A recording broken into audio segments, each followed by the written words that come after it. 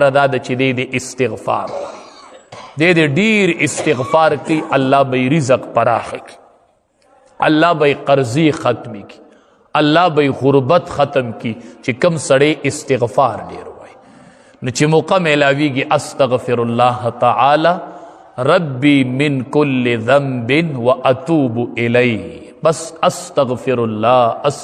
الله تعالی ربی من کل ذنب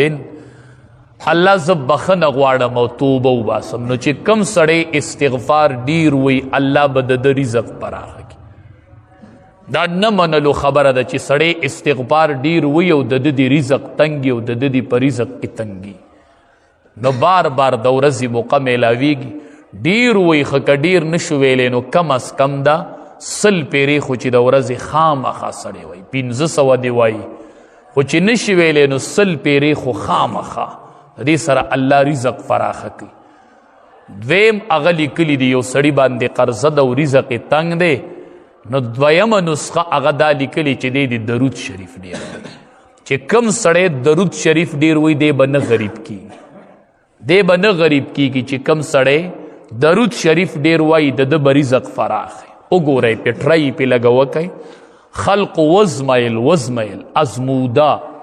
خلقو پې ټرایانې وکړلې چې کم سړی درود شریف ډیر وایي د ده به رزق فراخي دی به الله نه غریب کوي د ده لاس په همیشه ورکوونکی وي د ده لاس په اغستونکی نه جوړېږي چې کم سړی درود شریف ډیر وایي هر درود چې وایي کم درته اسان او کم ډیر ویلی شئ به هر صورت وصلی الله علی النبی الامی دا ډیر مختصر دی نو د درود شریف ورد ډیر کوي الله بم غریبی ختم کی او الله بم مالدار کی او چې کم سړی ډیر قرضداري وي او قرضونو کې گیر دی کاروبار بند دی علما وایي د ماسخوتن د مانځه نه پس په پابندۍ سره 500 پیرې درود شریف شروع کی قرضونه او کاروبارونه هر څه به قرضونه به ختم شي او کاروبار به کوله وشي الله به چری نه غریب کوي چې کم سړی درود شریف ډیر وایي یو هغه دا وجه لیکلي چې دام د رزق د پراخۍ دپاره چې دې سړي باندې به غربت نه راځي چې کم بنده درود شریف وایي کنې شروع یې کوي درود شریف وایي غربت به نه راځي انشاءالله همیشه به دې مالدار بل علماو هغه لیکلي دي وایي چې کم سړی حجونه او عمرې سیوا کوي دی به نه غریب کیږي مونږ خو وایو چې که حج او عمرې لزم جو ټولې پیسې به په دې ولګي نو بیا به څه کوو چې کم سړی حجونه او عمرې ډېر کوي دی به نه غریب کیږي یا لیکلي په ده به الله مالداري راولي دی به الله نورم مالداري چې حج له ډېر ځي او عمرو له ډېر ځي دی به الله نور مالداري او نوره مالداري به پې الله راولي بله وجه یې لیکلې ده سبب یې لیکلی دی د رزق د پراخۍ دپاره چې وی کله سړی په درستخوان ناست یو ډوډۍ خوري او په دې درستخوان باندې دا واړه واړه بوچړي پاتې شي چې دا دی رالی او دا خوري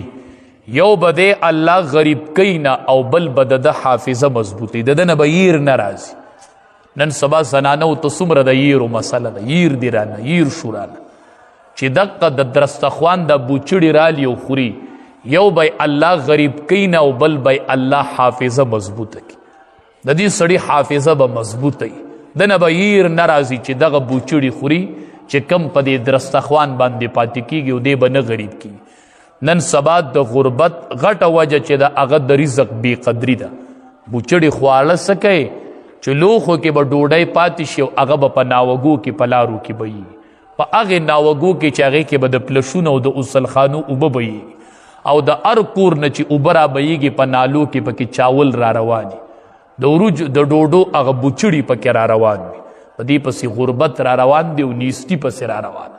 چې دی د رزق بې قدري کوي دا د رزق بې قدري ده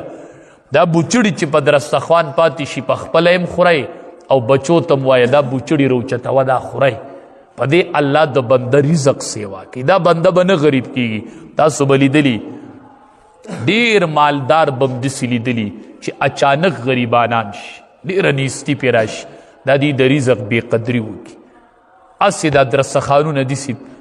نولي په غولي کې او برنډو کې هر ځای ورکره کور کې بوچړي پراته دا د رزق بې قدري وکړي نه الله ترې نه هغه رزق والي او بل وجه لیکلی د رزق د پراخی د پاره او د مالدارۍ د پاره چې وی کم سړی نفلی صدقې ډېرې ورکوي. صدقه چې کم سړی ورکوي دی به الله نه غریب کوي. کم لاس چې په صدقه عادت شو چې دی صدقه ورکوي دې کس سره به الله هر ټیم پیسې ساتي او دی به بل نه ورکوي. الله به دې داسې حالت ته نه پاتې کوي چې دله به بل ورکوي. نه، ورکوونکی لاس الله اغستونکی نه جوړوي. چې کم سړی نفلی صدقات ورکوي، زکاتونه نه، زکات خو پتا د الله حق دی، خو به ته ورکوي چې ور دی که نه هغې کې پتا ثواب دی ونه ګټو چې الله به اجر درکړي. خطا فرض ادا که د ګناه نه خلاص شولې. نو مونږ چې زکات ورکو نو لوی کارو مونږ وایو چې وکړو چېرته او ټول کلي کې مشهوره کړو زکات ورکومه. زکات په ورکوي که نه دی ورکو نو الله به دې نیسي. دا مال نه به مار جوړ شوی دی وښکو ته به دین خطې خوري به دي. زکات خو چې ورکي نو صرف ذمه د خلاصه شوله. د زکات نه علاوه نورې نفلي صدقې چې څوک کوي نو وی الله به دا سړی مالدار کی او همیشه به دی ورکوونکی جوړ شي. چې کم سړی سخي دی به الله نه غریب کوي. حدیث مبارک کې راځي دا سخاوت چې دی سخیتوب دا په جنت کې یوه ونه ده. نو چې کم او دنیا ته یې څانګې راغلي دي نو کم سړی چې سخي وي نو د هغې سخاوت د ونې یوه څانګه نیولې ده چې هغه څانګه یې ونیوله نو هغه ونه په کوم ځای کې ده په جنت کې نو دی به جنت ته ځي. سخي سړی الله ته نږدې دی، مخلوق ته نږدې دی او جنت ته نږدې دی. او بخیل سړی د مخلوق نه لرې دی، د الله نه لرې دی او د جنت نم لرې دی او دوزخ ته نږدې دی. سخي سړی نو چې کم دا